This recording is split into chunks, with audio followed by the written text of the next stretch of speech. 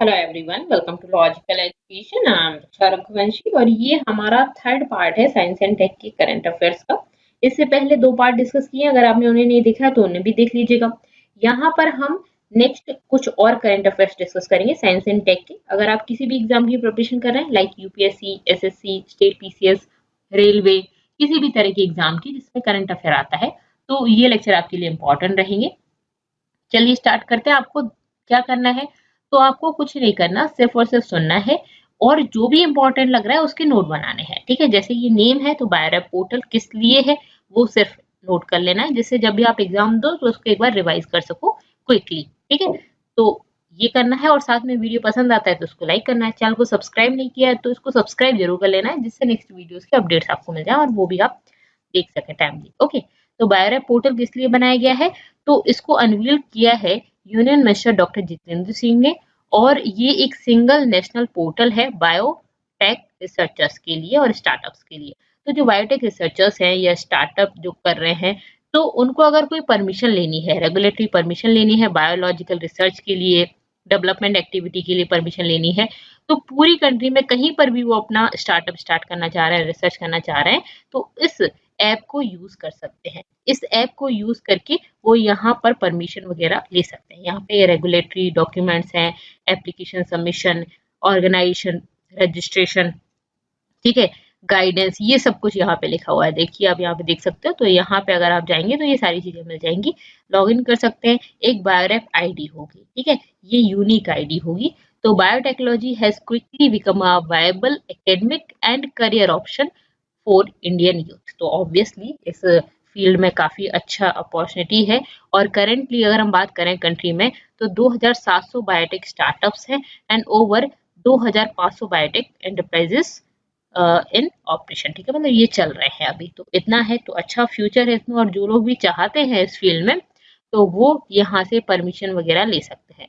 तो stakeholders can view the approvals using a unique BioRRAP ID. ये जो ID दी जाएगी उससे अप्रूवल वगैरह देख सकते हैं, किन की जो भी इन्होंने एप्लीकेशन की थी वो अप्रूव हुई है या नहीं है। डॉक्यूमेंट सबमिशन वगैरह करने के बाद वो सब चीजें चेक की जा सकती है।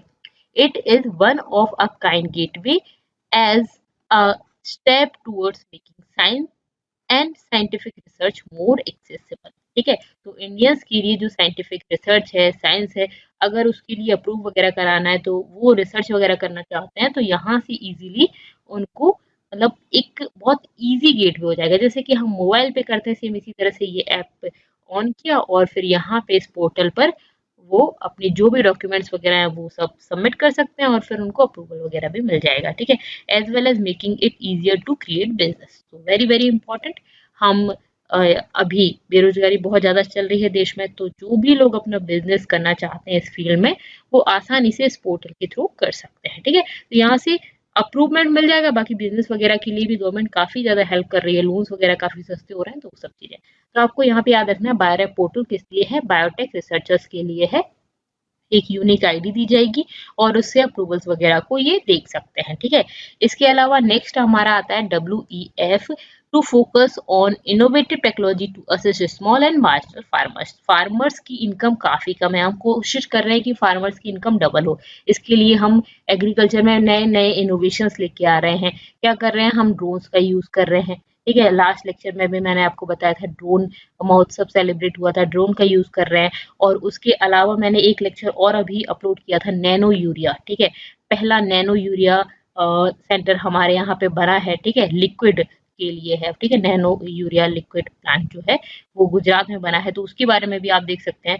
वो रिसेंट मैंने वीडियो अपलोड किया है, तो उसकी आपको या तो यहाँ आई बॉल पर मिल जाएगा आपको, या फिर आप मेरे चैनल पर जाके इससे पहले वाला वीडियो ही आपको मिल जाएगा। ठीक है, तो बेसिकली ये है। अब यहाँ पे जो वर्ल्ड इकोनॉमिक फोरम है उसने क्या किया है, तो वो कोशिश कर रहे हैं कि जो स्मॉल और मार्जिनल फार्मर्स है ना, उनकी इनकम बढ़े, और इनकम कुछ इनोवेटिव टेक्नोलॉजी के थ्रू, क्योंकि जो टेक्नोलॉजी है वही इस फील्ड को आगे बढ़ा सकती है, वही प्रोडक्शन को बढ़ा सकती है, प्रोडक्शन को बढ़ा सकती है तो इनकम बढ़ सकती है।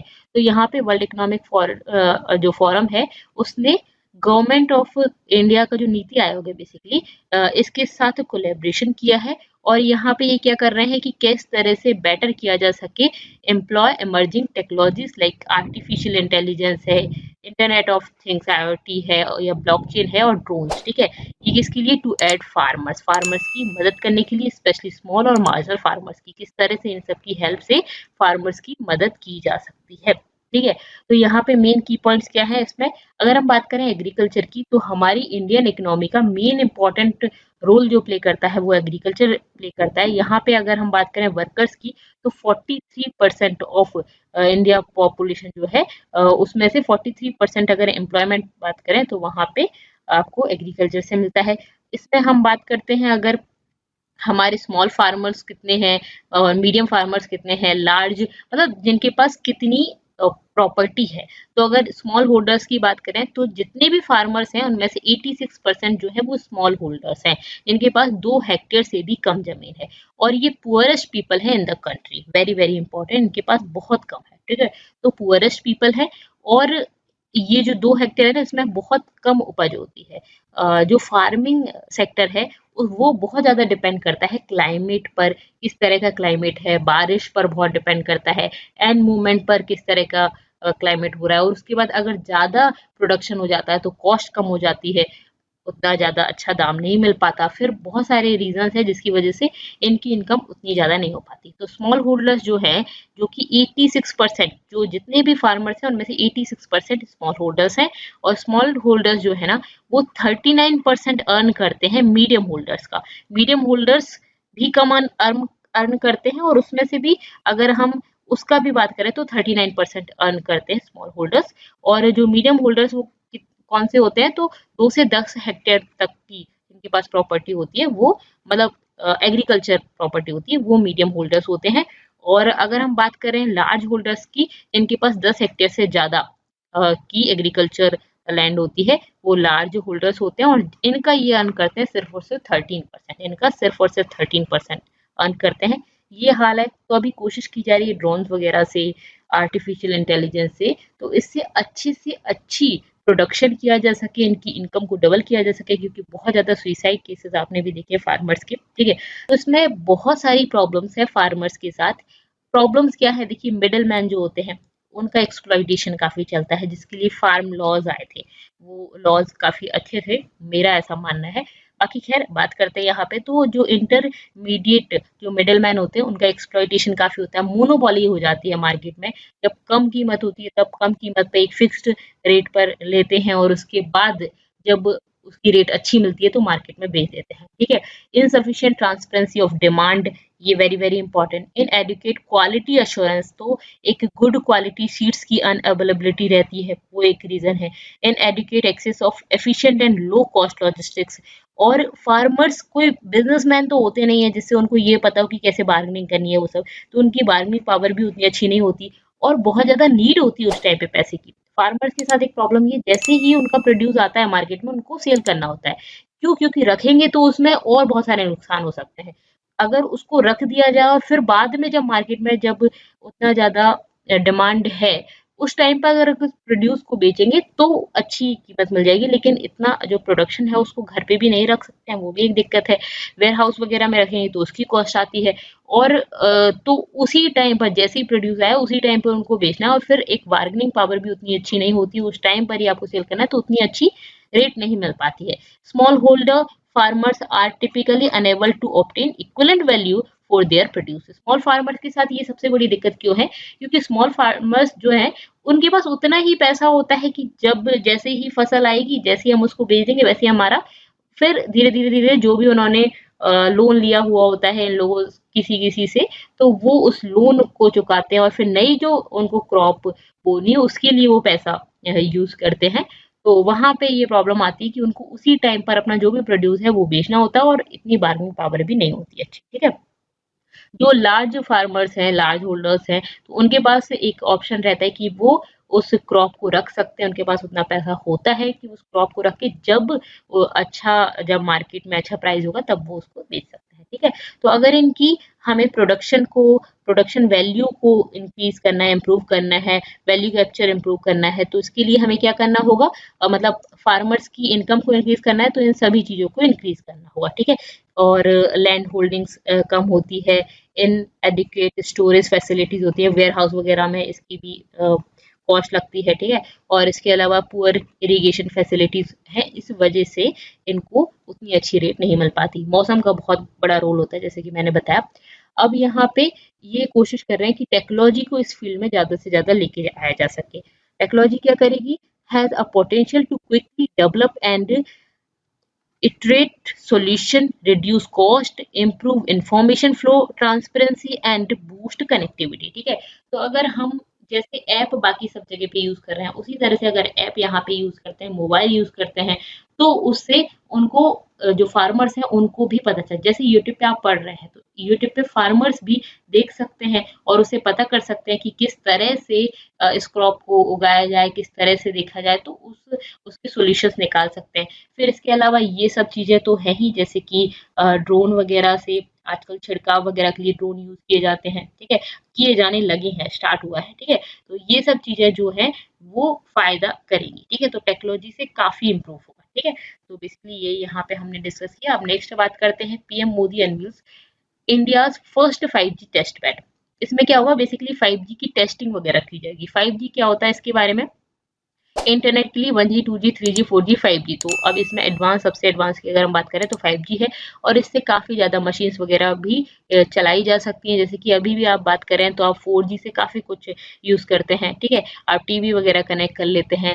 इसके अलावा हम बल्ब वगैरह भी उससे कनेक्ट कर लेते हैं। 5G से हम और एडवांस हो जाएंगे, ठीक है, और ज़्यादा एडवांस हो जाएंगे, इससे मशीन्स वगैरह भी कनेक्ट कर पाएंगे हम, ठीक है। तो बेसिकली यहाँ पे 5G का काफ़ी ज़्यादा है, तो अब 5G की तरफ हम भी आगे बढ़ रहे हैं। तो यहाँ पे पीएम नरेंद्र मोदी जी ने लॉन्च किया इंडिया का फर्स्ट 5G टेस्ट बेड, जो अलाउ करेगा स्टार्टअप्स और इंडस्ट्री प्लेयर्स को कि वो टेस्ट कर पाए। टेस्ट बेड है तो इसमें बेसिकली टेस्ट होगा, 5G टेस्ट कर पाएंगे and certify their technologies domestically. हमारे इंडिया में अभी नहीं था कोई भी टेस्ट बेड, तो यहाँ पे टेस्ट नहीं कर पाते थे, अब्रॉड जाना पड़ता था। अब यहाँ पे हमारी ही कंट्री में ही अवेलेबल होगा, तो हम अपनी ही कंट्री में इसको टेस्ट कर पाएंगे, और जो फॉरेन फैसिलिटी पर हमारा जो रिलायंस है उसको कम करेंगे, मतलब बेसिकली हम इन पर कम निर्भर होंगे, ठीक है। Test bed was built at a cost of approximately 220 crore. इसकी कॉस्ट कितनी आई है, 220 करोड़ इसकी कॉस्ट आई है। यहाँ पे पीएम मोदी जी ने बोला है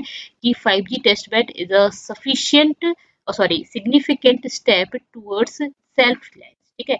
तो हमें आत्मनिर्भर की तरफ एक सिग्निफिकेंट स्टेप है ये, in the direction of critical and modern technology. आज की डेट में अगर हम बात करें तो हम हर कोई कोशिश कर रहे हैं कि 5G जल्दी से जल्दी आ जाए, मोबाइल चेंज करना है। 5G से बहुत सारा हम डिपेंड है। अभी बात करें अगर जो हमारी मशीन्स वगैरह की, रोबोट्स वगैरह की, तो ये सब बहुत एडवांस हो जाएगा, कार वगैरह ये सब मैनेज हो पाएंगे 5G से।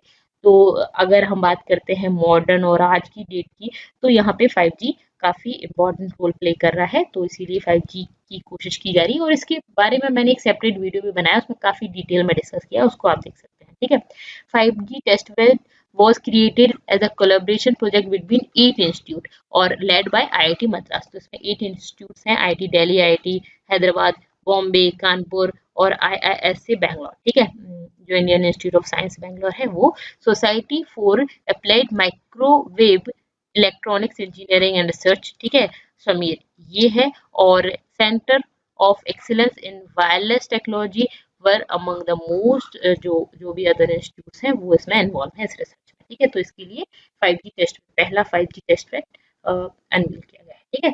तो बेसिकली यहाँ पे हमने ये न्यूज़ डिस्कस की, आपको कैसी लगी मुझे जरूर बताइएगा। इसकी अगर आप PDF चाहते हैं तो टेलीग्राम चैनल को ज्वाइन कर सकते हैं, इसकी डिस्क्रिप्शन में लिंक दे रखी है। इसके अलावा इंस्टा, फेसबुक पर भी आप मुझसे जुड़ सकते हैं। पसंद आता है तो लाइक करना है, चैनल को सब्सक्राइब करना है और अपने फ्रेंड्स के साथ शेयर भी कर देना है, कर दिया करिए, अच्छा लगता है। Thank you so much, thanks for watching.